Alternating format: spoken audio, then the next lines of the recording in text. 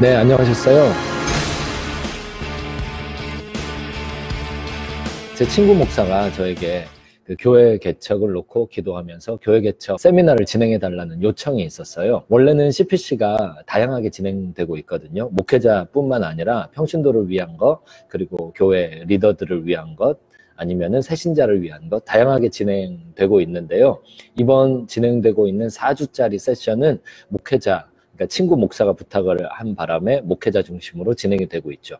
총 4주간 진행되는 그 인텐시브 코스고요. 지지난주였죠. 두 번째 시간에 기능과 형태를 구별하세요 라는 주제를 가지고 이곳에서 클래스가 진행이 되었었습니다. 그 내용을 조금 요약해서 공유하려고 지금 라이브 방송을 켰습니다. 다른 CPC보다는 신학적인 내용을 전제로 하고 신학을 하셨다는 걸 전제를 하고 진행하고 있는 점 참고하시고요. 먼저 그 기능과 형태를 좀 정의하고 시작을 할게요. 예를 들어드리면 쉬울 것 같아요. 핸드폰을 예로 들어볼까요? 핸드폰의 기능은 전화일 거예요. 전화가 안 된다라면은 핸드폰일 수가 없겠죠. 핸드폰의 형태는 다양하겠죠. 스마트폰, 플립폰, 다양한 형태가 있을 거예요. 핸드폰에서 전화라는 기능이 빠지면 그 정체성이 바뀌게 되는 거죠. 교회에서도 기능이 있어요. 교회를 개척할 때도 어떤 형태의 교회를 개척하든지 간에 그 교회에서 꼭 담아내야만 하는 기능들이 있어요. 바뀌면 안 되는 것. 기능이 바뀌어버리면은 아무리 교회 이름을 갖다 걸어도 그 교회를 교회라고 할 수 없는 성질의 것. 그런 것이 기능이죠. 기능은 불변의 것이에요. 바뀌지 않아요. 사람이 바뀐다고, 건물이 바뀐다고, 사역의 형태가 바뀐다고 바뀌지 않아요. 반면에 형태는 말이에요. 굉장히 가변적이에요. 형태의 예를 들어볼게요. 어떤 분이 교회를 개척하실 때 전도 사역을 디자인했어요. 전도라는 기능이 있는데 전도의 형태로서 사역리 전도랄지, 팔찌 전도랄지, 개인 전도랄지, 외침 전도랄지, 관계 전도, 다양한 전도의 방법론에 따른 형태들이 가능하겠죠. 교회 안에서도요, 다양한 형태의 개척이 가능해요. 이 형태는 가변적인 건데요. 이것은 더 문화적인 영역에 속해 있고요. 이것은 시대의 변화와 함께 바뀌는 것입니다. 많은 사람들이 기능과 형태를 혼동하고 그리고 그 혼동에서부터 많은 그 교회의 문제들을 야기시키기도 합니다. 예를 하나 들자면요. 저 어렸을 때 직접 저희 동네에서 봤던 일이에요. 제 모교의 스토리는 아니고요. 저희 동네에 있었던 어떤 교회가 교회 그냥 없어져 버리는 것을 제가 지켜봤어요. 교회가 부흥돼가지고 리모델링을 이제 하게 됐죠. 그래서 리모델링 위원회가 준비가 됐어요. 아무래도 위원회 안에서 일을 해야 되니까 상대적으로 연령층이 더 어렸어요. 이 연령층이 어린 리모델링 건축위원회에서 말이에요. 교회 바닥에 깔려있는 카페트 붉은색을 다 걷어내자고 이제 회의에 붙였죠. 대신에 그곳에다가 그 신식으로 온돌 바닥을 깔아서 교회 난방비도 줄이고 어떤 그 위생 문제도 더 좋게 만들고 뭐 여러 가지 합리적인 이유가 있었어요. 이거를 회의에 붙이는 순간 교회가 두 패로 갈라져 버렸어요. 왜냐면 연세 있는 분들, 그 교회를 진짜 처음에 개척했던 개척 멤버분들은 바닥에 붉은색 카페트를 까시면서 은혜를 많이 받으셨거든요.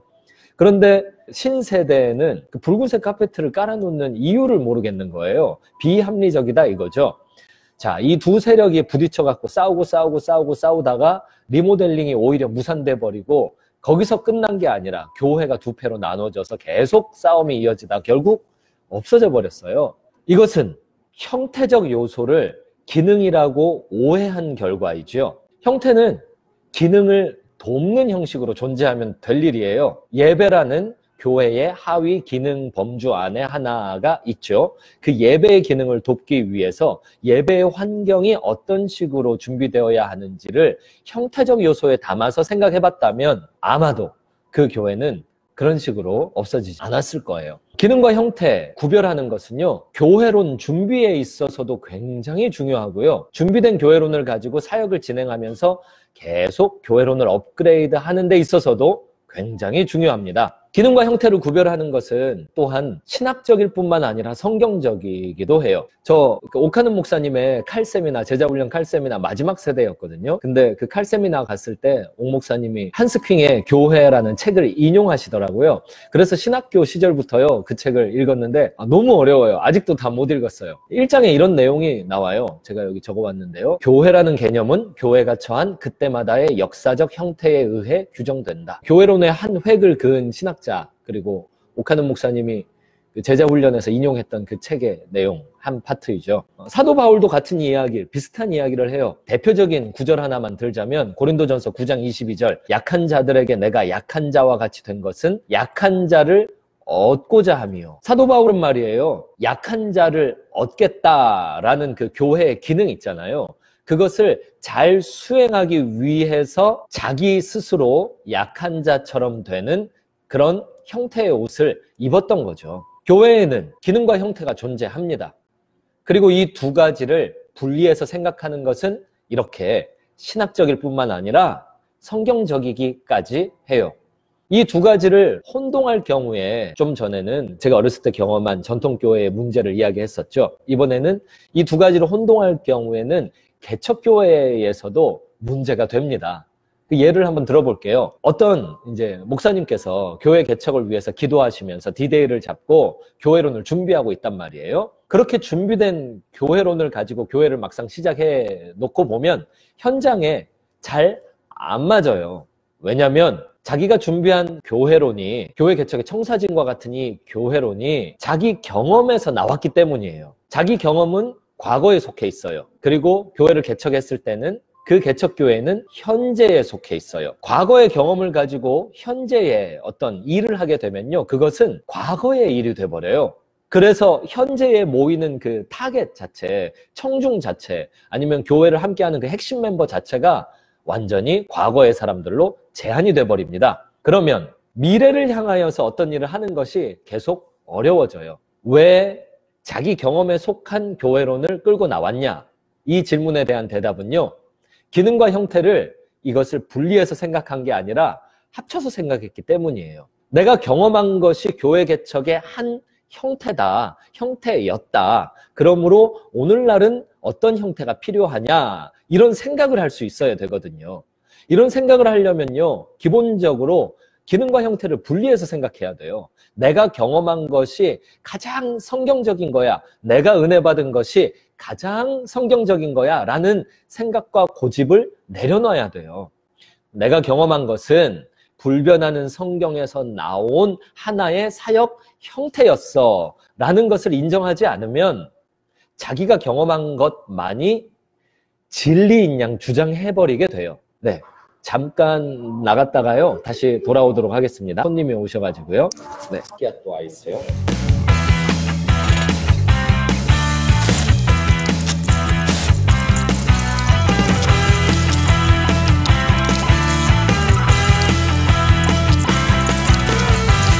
네, 오래 기다리셨습니다. 장소를 좀 이동하도록 하겠습니다. 네, 여기서 하지요. 기능과 형태를 제대로 구별하지 못했을 때 이제 교회에 개척교회에 무슨 일이 생기나 그 이야기 하다가 말았었던 것 같아요. 맞죠? 상황이 바뀌어도 교회론 바꾸지 않고 계속 밀어붙이면서 현재의 사람들과 미래의 사람들을 사역 대상으로서 계속 놓치는 사태가 펼쳐집니다. 기능과 형태를 혼돈했을 때는 그뿐만이 아니라 이 교회 사역 진행 과정 안에서도 문제가 많이 생겨요. 모든 행동은 이론에서 나와야 되거든요. 모든 행동은 철학에서 나와야 돼요.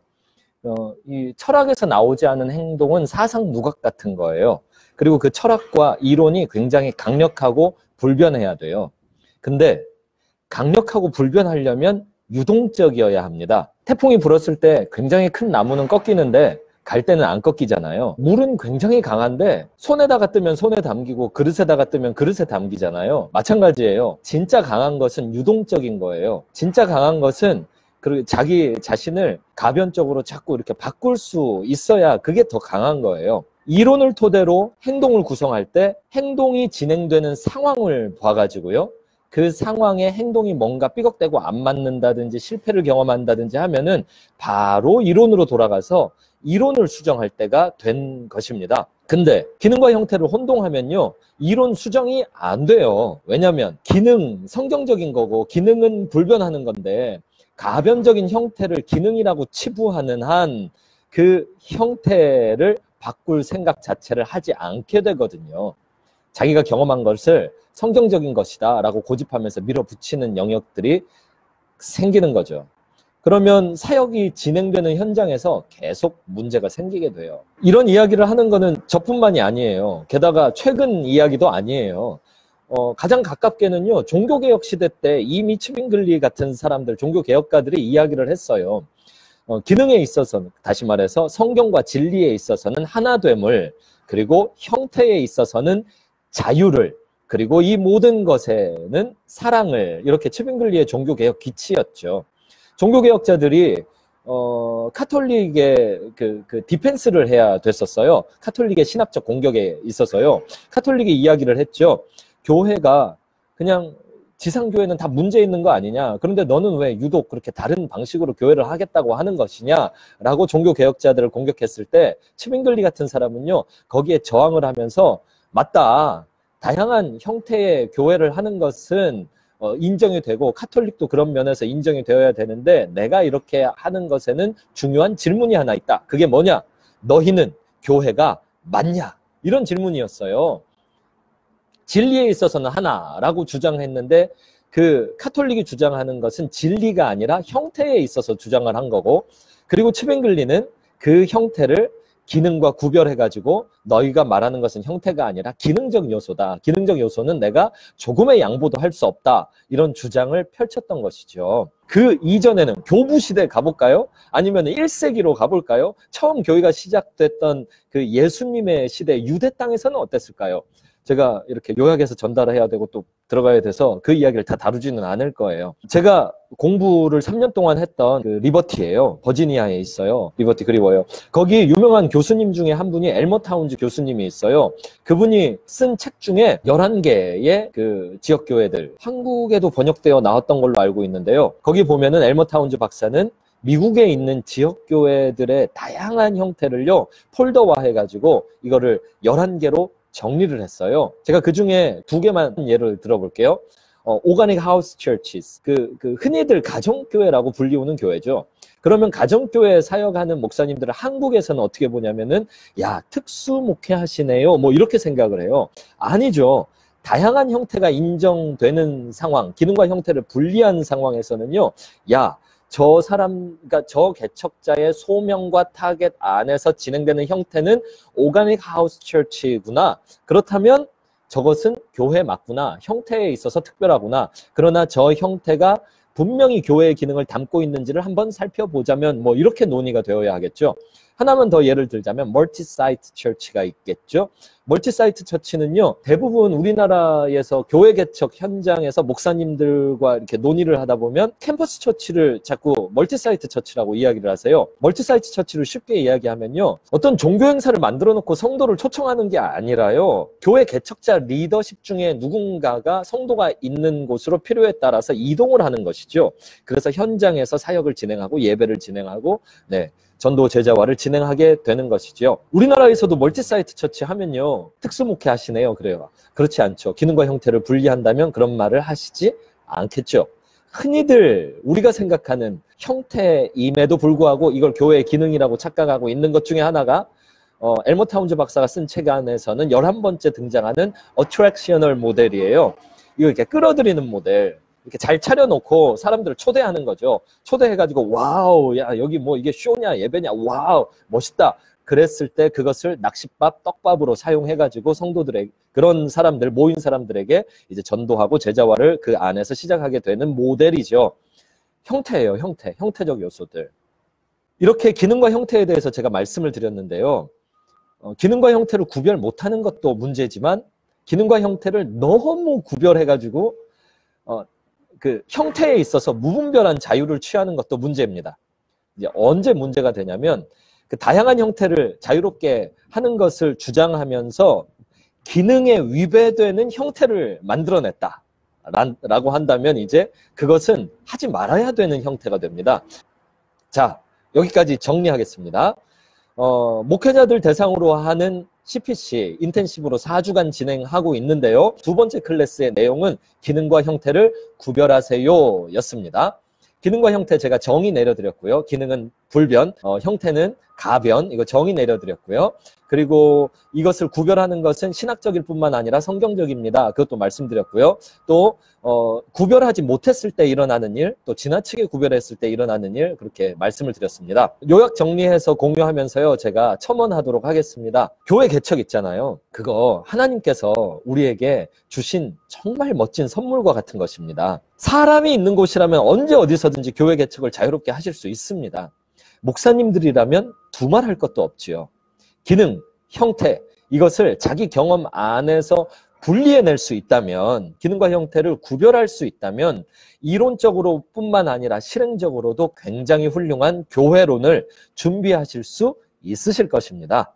네, 더 자세한 논의, 기능과 형태에 있어서 아시고 싶으신 분들은요, 끝까지 가라도 훌륭한 책이지만요, 그 책이 됐던 요 기능과 형태의 영역에서 하나를 소개해드리자면 New Kind of Church라는 책인데요.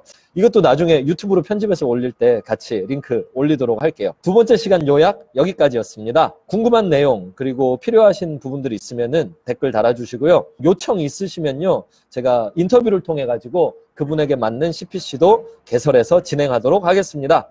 네, 저는 또 들어가 보도록 하겠습니다.